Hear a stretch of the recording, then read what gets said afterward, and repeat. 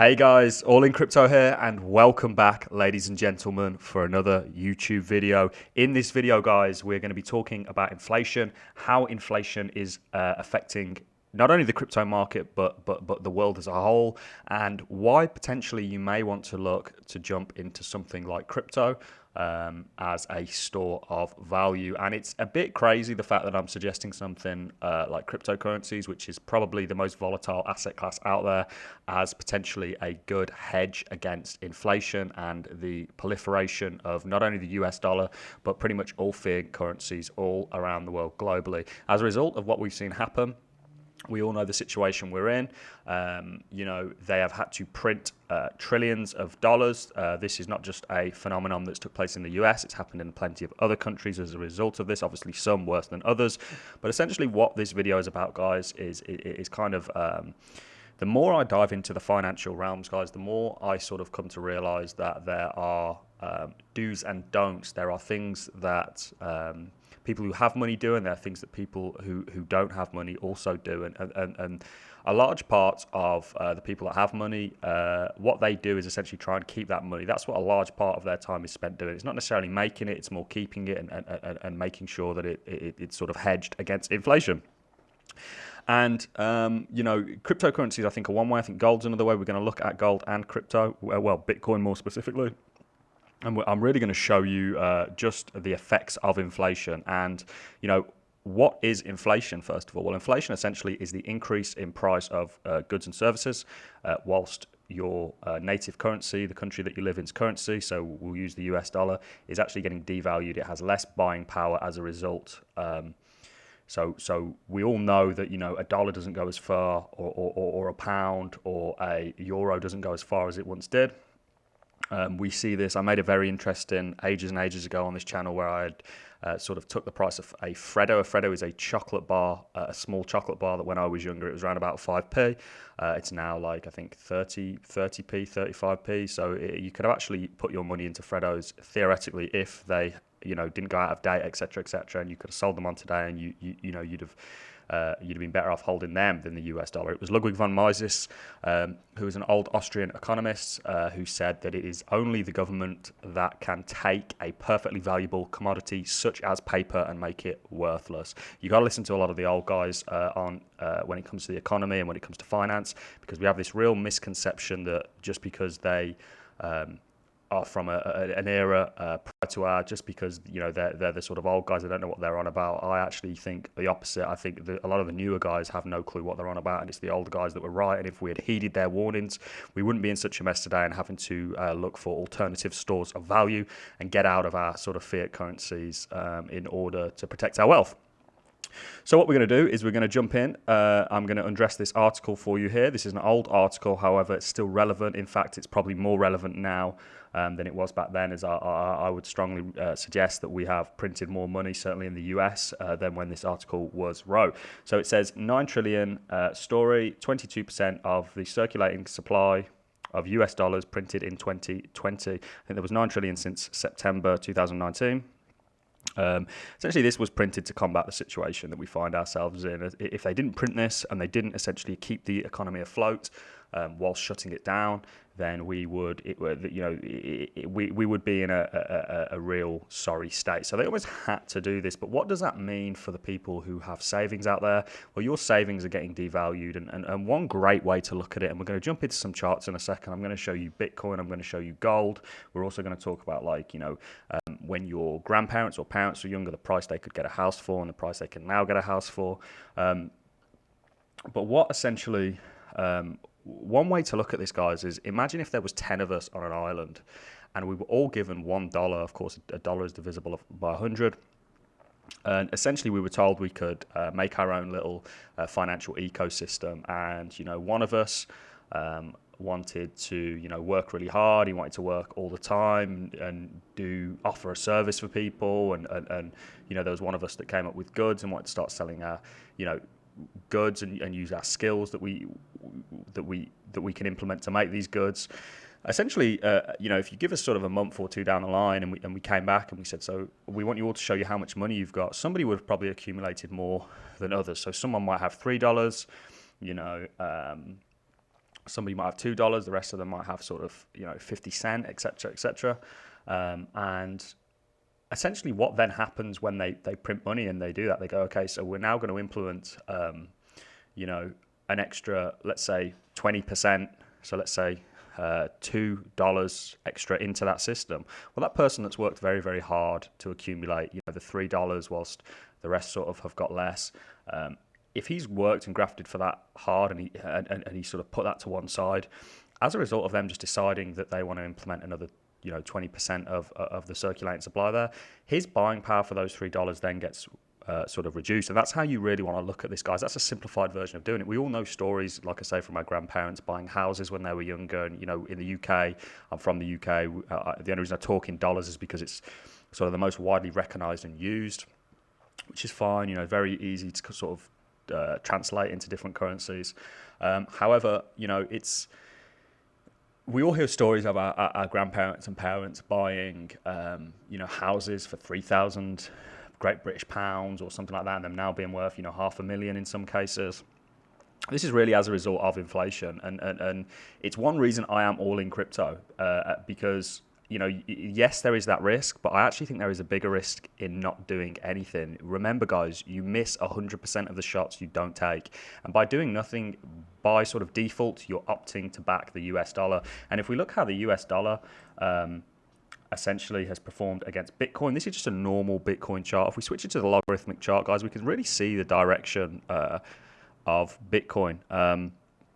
Of course, this isn't the longest chart. Well, I've got charts that go sort of back to 2011.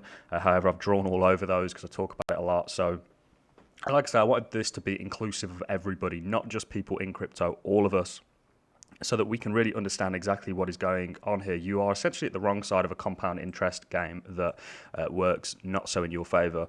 I'm not necessarily the most conspiratorial guy. However, I do think that it's somewhat a byproduct of the financial system that we live. I think that the financial system that we currently live in is unfair. Life is unfair. We're not going to moan about that too much, but it's unnecessarily unfair at this point. It's almost like propping up a dead horse to try and make it look like a real horse that can actually has some sort of utility. It's getting to the point now where it's kind of going, hang on, why don't we start to rethink this? Maybe this channel could be at the start of that revolution. I'm not so sure. That was a bit of a joke. But if we look at the logarithmic chart of Bitcoin, guys, you can see that it's just gone up and up and up against the US dollar. So essentially, yes, you could have bought $20,000, which seemed like a really stupid idea for a long period of time, almost 2 years. However, now, guys, that investment would have actually paid off. And this is all really as a result of the US dollar becoming,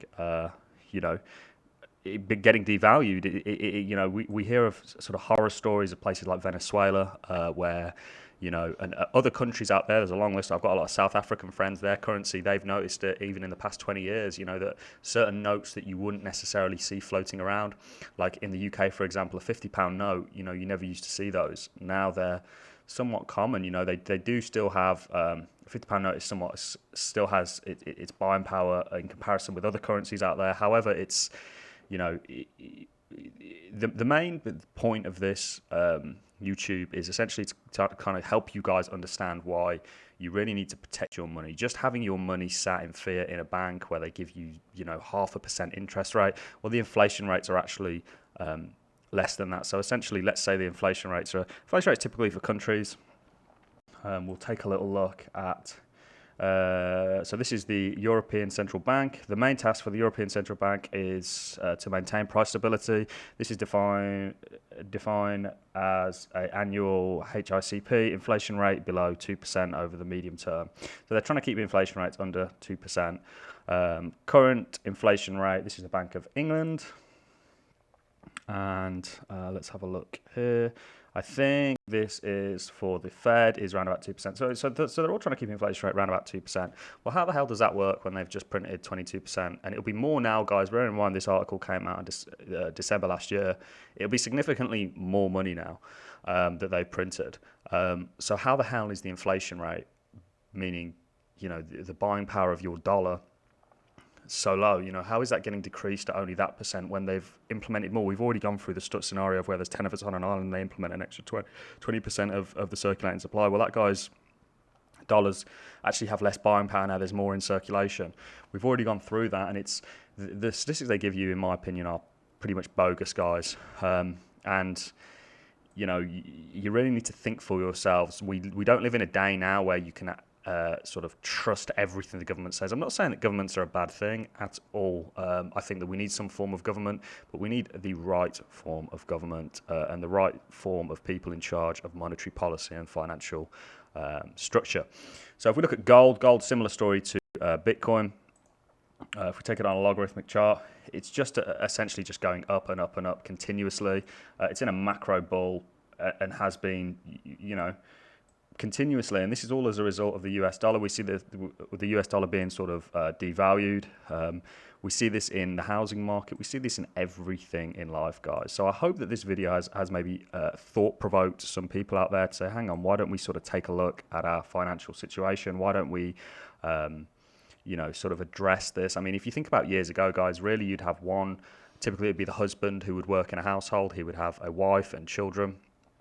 Essentially, he'd be the only one working. They would be able to afford their mortgage. They'd be able to go on holiday maybe once or twice a year, and things would be very comfortable. Nowadays, if you look at a typical sort of couple, a typical married couple, essentially both parents are working, and it's still somewhat a struggle. And that's really, you know, we can see where inflation has really took its effect there, and it's. Inflation isn't a new problem. I was reading a story, I think it was the Romans, where essentially the leader at the time had come up with the idea that they were using silver coins, and he said, well, why don't we introduce base metals into these, other metals into these that are less valuable and still give them the same amount of coins? And it was essentially the fall of that empire, because the soldiers looked at their coins and said, hang on, well, this isn't 100% silver, it's 92, not, you know, it's 80% silver now. We've got 20% of some, you know, and essentially says, stop this, we'll go and work for somebody who will actually pay us what we're worth. And that was really the fall of that empire. But that's interesting. I don't necessarily think that there's going to be a fall of an empire as a result of this, because I don't think enough people know about it. I think we live like in a day and age where we just sort of accept what the government says law, and I think you really need to question everything. I'm not suggesting that they're, you know, knowingly lying here. I'm just suggesting that potentially we need to do our own research and sort of think for ourselves and be a little bit more free from the government. That's certainly my belief anyway. But that is all I have for you in this video. I've waffled on for long enough, guys. Something to think about: inflation. Inflation is definitely coming in the terms of hyperinflation and stagflation, potentially. I think we could be a little while down the road now. And if you think about the fact that what really should have happened back in March when this all sort of kicked off and everything got closed down, actually, you know, businesses would have failed. You know, the economy essentially would have failed. And all they do really by printing this is they prolong printing money to give out to people. They prolong it and kick the can down the road the same way they did in 2008. The problem wasn't solved in 2008. It was just kicked down the road. It is going to come to a head. Is that going to be in our lifetime? It's possible. But certainly, guys, I want you to protect yourselves. This is not financial advice. This is just my opinion. Let me know what you think in the comments. Do you agree with me? Do you disagree with me? And that is really all I have for you in this video, guys. So if you have liked this video, please let me know by leaving me a like. Comments do help me out in terms of the YouTube algorithm. This is a fast growing channel. It's going to continue to do so. And I look forward to seeing each and every one of you in my next YouTube videos, guys. Don't forget to subscribe and hit that notification bell so you get notified whenever new videos are released. Thanks a lot for watching, guys, and I look forward to seeing you all in the next YouTube video.